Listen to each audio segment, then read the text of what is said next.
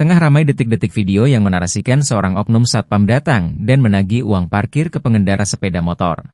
Hal itu kini ramai usai diunggah di sosial media, salah satunya akun Instagram @bekasi24jam.com pada Selasa, 1 Oktober 2024.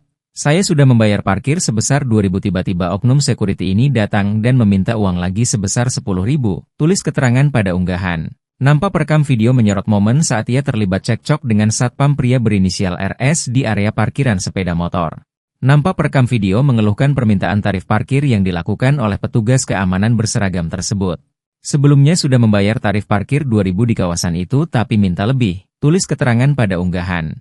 Terdengar jika satpam tersebut tetap ngotot ke pengendara motor untuk membayar 10.000 karena telah parkir di sana.